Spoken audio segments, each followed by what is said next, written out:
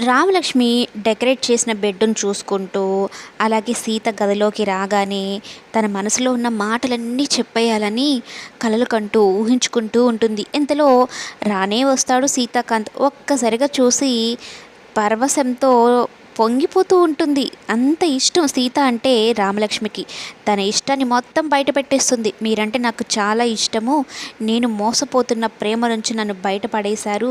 నాకొక జీవితాన్ని ఇచ్చారు అంటూ రామలక్ష్మి సీతాకాంత్ గుండెలపైన వాలిపోతుంది. తన ఇష్టము, ప్రేమ మొత్తం చెప్పేస్తుంది. ఇక సీత కూడా నేను ఎప్పటినుంచో ప్రేమిస్తున్నాను రామలక్ష్మి అంటూ సీత రామలక్ష్మి కోసం తెచ్చిన ఉంగరాన్ని కూడా చేతికి తొడిగి, చేతిని ముద్దు పెట్టుకొని తన ప్రేమను కూడా బయట పెట్టేస్తాడు. మొత్తానికి అయితే ఇద్దరూ కలిసిపోయారనే చెప్పాలి. ఇక రామలక్ష్మి ఈ రాత్రే మనకు మర్చిపోలేని రాత్రి అవ్వాలి అంటూ తలుపు దగ్గరికి వేసి సీతాకాంత్కి పాలైతే అందిస్తుంది. ఇక సీతాకాంత్ కూడా రామలక్ష్మిని దగ్గరకు తీసుకుంటాడు.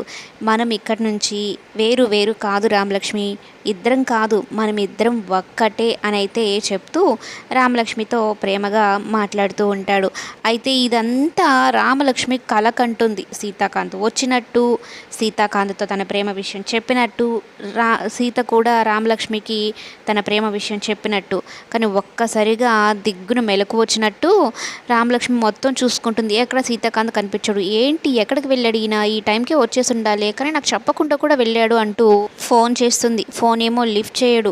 ఎట్టుపోయాడో ఏంటో అని ఇల్లంతా వెతుకుతుంది. ఎక్కడా కనిపించడు. చాలా కంగారు పడుతూ ఉంటుంది సీత విషయంలో రామలక్ష్మి.